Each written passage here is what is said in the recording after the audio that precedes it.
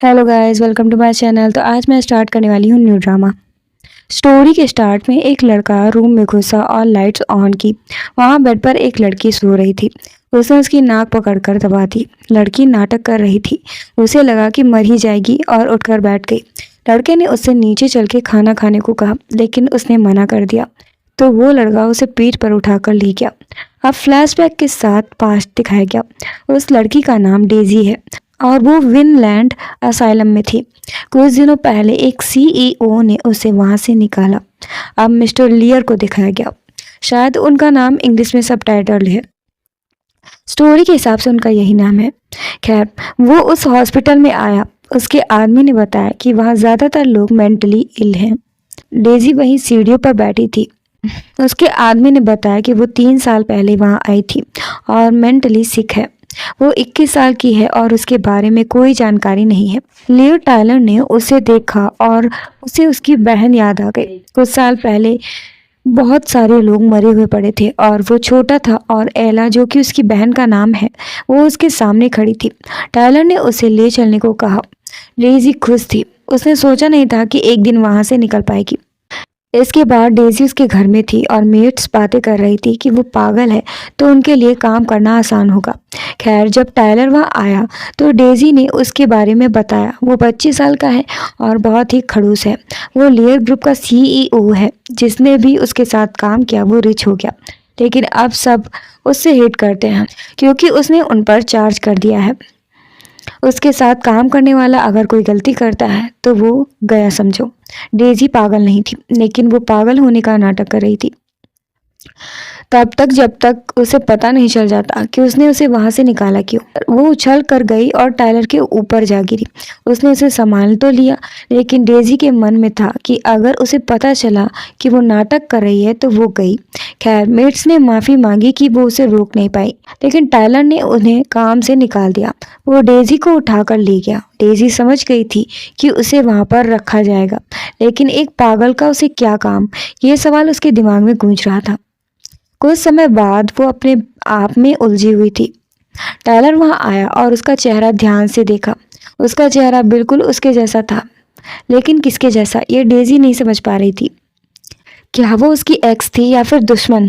खैर, उनकी बातों से पता चला कि वो 21 साल की उम्र में मर गई थी और वो उसे सब्स्टिट्यूट के तौर पर यूज़ करने वाला था। वो अग्रेसिव टाइप की नहीं थी, इसलिए उसके साथ रहने में कोई खतरा भी नहीं था।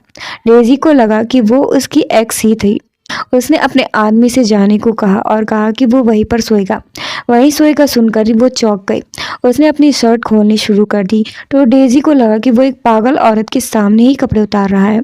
कितना कमीना है। वो नाटक भी कर रही थी और मन ही मन में सोच रही थी कि वो वहां से चला जाए। खैर, वो बाथरूम में घुस गया। उसके जाते ही डेजी ने सोचा कि जल्दी से वहां से निकलना होगा। बाहर झाँका तो बहुत सारी गार्ड्स थे। उसे समझ नहीं आ रहा था कि एक पागल लड़की में उसे इंटरेस्ट क्यों है। उसने आसपास देखा और छत से कूदने का सोचा, लेकिन बिना आवाज के वहां से कूदना आसान नहीं था। वो कूदने वाली थी, लेकिन टायलर नहाकर निकल आया। वो जल्दी से वापस आ गई और सोचा कि अगर उसने उसे छूने की कोशिश की तो वो उसे मारेगी। वो बाहर आया और पूछा कि वहाँ क्या कर रही है, लेकिन वो चुप रही। वो उसके करीब आया और कहा कि अगर उसने उसकी परमिशन के बिना भागने की कोशिश की तो वो उसकी टांगें तोड़ देगा। फिर कहा कि वो तो पागल है, उसे तो कुछ समझ ही नहीं आएगा। वो उसके बहुत करीब गया। डेजी अब कुछ उठाकर मारने ही वाली थी, लेकिन उसने उसका हाथ पकड़ लिया और उसे बहन कहा और बाल सुखाने को कहा। डेजी को अब और कंफ्यूजन होने लगी कि ये सब हो क्या रहा है। उसे थोड़ा राहत मिली कि वो उसे उसकी बहन के सब्स्टिट्यूट के तौर पर यूज करने वाला है। मतलब वो उसका फायदा तो नहीं उठाएगा। टायलर ने कहा कि वो उसे पकड़े। फिर लगा कि वो तो पागल है और खुद उसके हाथ पर सिर रखा और उसे थपकी देने को कहा। डेजी को वो बहुत क्यूट लग रहा था, लेकिन वो खड़ूस भी था। वो सो चुका था और डेजी भी सो गई। टायलर ने सपने में अपनी बहन को देखा और उसकी आंख खुल गई। वो डेजी की ओर अट्रैक्ट हो रहा था। वो उसकी बहन नहीं है, उसके जैसी दिखती है बस। खैर, उसने खुद को रोका। अभी अभी तो वो उससे मिला है, फिर उसमें इंटरेस्ट क्यों है? ये बात उसे समझ नहीं आ रही थी। उसने डेजी की नाक पकड़कर दबा दी और उसकी आंख खुल गई। खैर, कुछ देर बाद उसने भागने की कोशिश की। उसने टायलर को उसके असिस्टेंट से बात करते सुना। उसने कहा कि उसे एक लड़की चाहिए, एडल्ट, क्लीन और विलिंग। उसके असिस्टेंट को भी हैरानी थी कि अभी उसे अपनी बहन का सब्स्टिट्यूट मिला है और अब उसे लड़की चाहिए। कुछ दिन बीत गए और डेजी ने सोचा कि वो अपनी फैमिली के बारे में पता करेगी कि उनका क्या हाल है। उसने पागल होने का नाटक किया और मेड्स को पीछे भगा लिया। वो किचन में गई और पानी में नींद की गोली डाल दी। इसके बाद वो बेहोश हो गई और वो वहां से बाहर निकल गई। वो कहीं गई और कहा कि वो जगह उसके दुश्मन की है। जब वो अंदर गई तो याद किया कि वो भीख मांग रही थी अपने पेरेंट्स से कि वो उसे असाइलम ना भेजे, लेकिन उसके डैड ने बताया कि उसे बस अपनी बेटी के मिस फॉर्च्यून को हटाने के लिए सब्स्टिट्यूट के तौर पर रखा गया था और अब उसे जाना ही होगा। उसकी बहन ने कहा कि वो उसे ना भेजती अगर उसका क्रश उसे लव ना करता। उसने उसे खुश करने के लिए काफ़ी कुछ किया है। डेजी भीख मांग रही थी कि उसे ना भेजे, लेकिन वो उसे अपनी बहन नहीं मानती थी। वो बस एक अनाथ थी और अब उसे बदला चुकाना था। डेजी ने पास्ट को याद किया और कहा कि अब वो उनका जीना हराम कर देगी। रात में एमी और उसके मॉम डैड वापस आए और बातों में पता चला कि वो लियर ग्रुप के टायलर से मिलने गई थी, लेकिन नहीं मिल पाई। शायद टायलर के असिस्टेंट ने उसे ही ढूंढा था। उसकी मॉम को शिकायत थी कि स्टैन उसका बॉयफ्रेंड है। ये वही है जो डेजी को पसंद करता था। सो अब वो टायलर से शादी करना चाहती है। एमी के हिसाब से वो सीईओ के मुकाबले कुछ नहीं है। उसकी मॉम ने उसे समझाने की कोशिश की तो वो नाराज होकर चली गई। जब वो बाथरूम में थी तो अचानक पानी आने लगा और लाइट्स ऑन ऑफ होने लगी। जब वो बाहर निकली तो उसकी फोटो फ्रेम्स टूटे हुए थे। वो जोर का चीखी और उसके मॉम डैड आए तो देखा कि दीवार पर खून से लिखा था, आई एम हियर। सबके सब डर गए और नौकरों को बुलाकर पूछा तो पता चला कि वहाँ कोई नहीं आया था। एमी की माँ को डेजी पर शक हुआ, लेकिन एमी को लगता है कि वो अब तक मर चुकी होगी, लेकिन उसकी माँ को लगता है कि वो भूत बनकर आई होगी। एमी के डैड ने समझाया कि वो एक कमजोर लड़की थी, उसका तो भूत भी बहुत कमजोर है जो बस दीवार पर लिख कर गया है। एमी ये सब रोज नहीं देखना चाहती थी, इसलिए किसी तांत्रिक को ढूंढने के लिए कहा। उसकी माँ बहुत डरपोक थी कि कहीं वो दोबारा जल लेकर ना आ जाए। तो उसी तरफ डेजी मार्केट में थी और उसने बहुत दिन बाद ऐसे खुले में सांस ली थी, लेकिन उसके पास आईडी नहीं थी और डर था कि कहीं वो पकड़ी ना जाए। इसके बाद वो खाना खा रही थी और सोचा कि वहाँ हमेशा के लिए तो नहीं रह सकती, निकलने का कोई जुगाड़ तो करना पड़ेगा। पास में बैठे लड़के उसे देखकर बातें करने लगी कि वो जो फेक आईडी बनाते हैं वो लड़की बिल्कुल एक सी लग रही है। फिर उसने टीवी पर देखा, एमी थी। वो अच्छा बनने का नाटक कर रही थी जो बच्चों की पढ़ाई में मदद करती है। डेजी को हैरानी हुई कि उसने 3 साल में काफी कुछ अचीव कर लिया है। खैर, पास में बैठे लड़कों को एमी पसंद थी, लेकिन डेजी भी सुंदर लग रही थी। उनमें से एक ने कहा कि एमी नहीं तो वही लड़की सही, और उसके पास जाकर कहा कि उसने ज्यादा ही खाना ऑर्डर नहीं कर लिया, क्या वो खत्म कर पाएगी, क्या वो उसके साथ बैठ सकता है। डेजी ने पूछा कि क्या वो फ्लर्ट करने की कोशिश कर रहा है। उसने कहा हाँ, वो काफी स्मार्ट है जो समझ गए। उसने पास के होटल में साथ चलने को कहा तो डेजी ने उसका मुंह टेबल पर दे मारा और चॉपस्टिक्स उसके हाथ में घुसेड़ दी। लड़के ने तुरंत माफी मांगी। डेजी ने उनकी बातें सुन ली कि वो फेक आईडी बनाते हैं और वो डर गए कि कहीं पुलिस को ना बता दे, लेकिन डेजी ने उसके लिए एक फेक आईडी बनाने को कहा। अगर वो ना बनाते तो उनका काम तमाम। उसने कहा कि वो बिल पे करे और आईडी लेकर उसे उसकी बताई हुई जगह पर मिले। वो अपना फोन भी छोड़कर भाग गया। डेजी खुश थी कि उसे फ़ोन खरीदना नहीं पड़ेगा। उसने और ऑर्डर किया, लेकिन वहाँ कुछ अमीर लोग कार लेकर आ गए और सारी जगह बुक कर ली। डेजी को समझ नहीं आ रहा था कि कोई अमीर आदमी ऐसी जगह पर क्यों आएगा।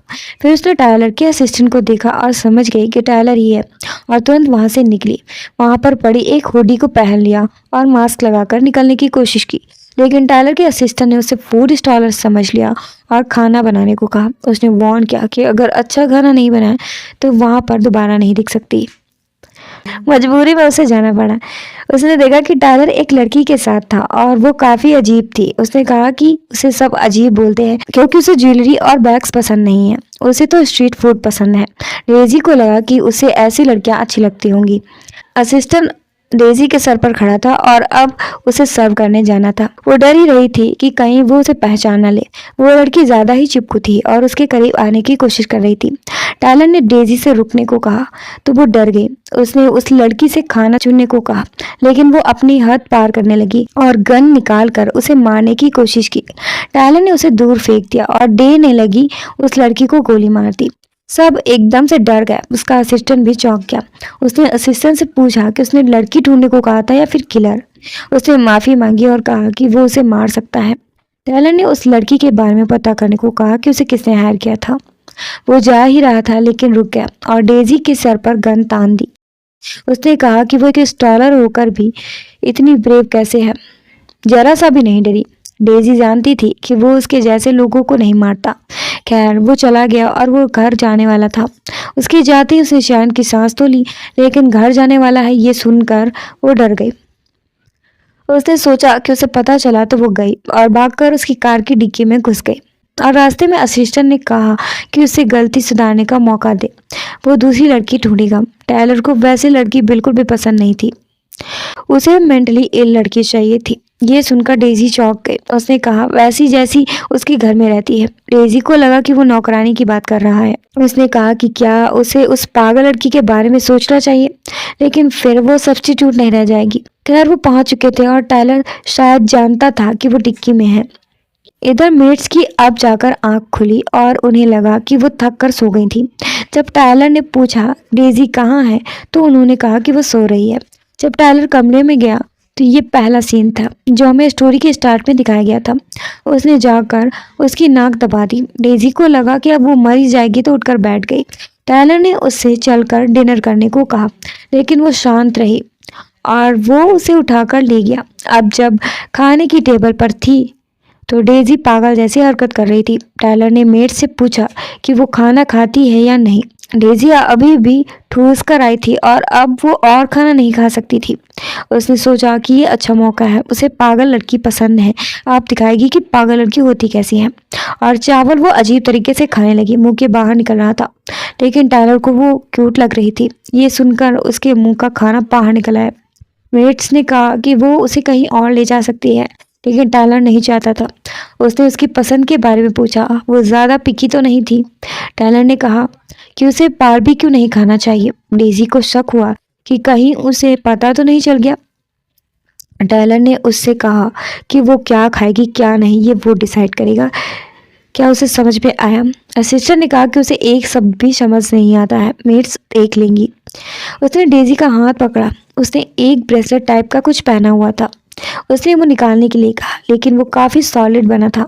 असिस्टेंट ने बताया कि उसे बिना टूल्स के नहीं निकाला जा सकता। डाउनटाउन में मरीज को वो पहनाया जाता है।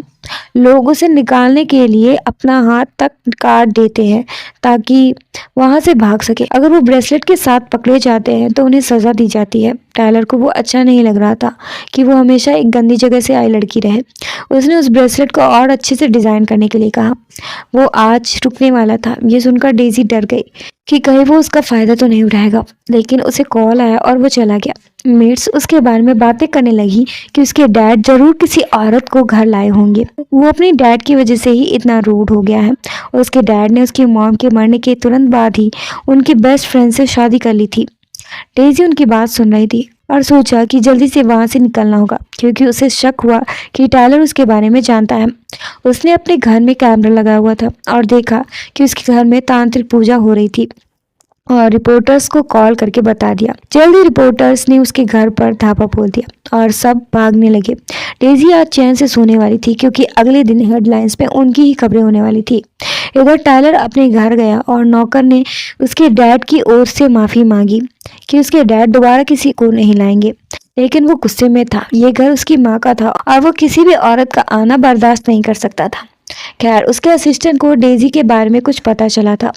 उसने उसके डैड के बारे में बताया, लेकिन उन्हें ये नहीं पता था कि वो उसके सौतेले डैड हैं और उसे पागल खाने क्यों भेजा। टायलर ने उसके बारे में और जानकारी इकट्ठा करने को कहा।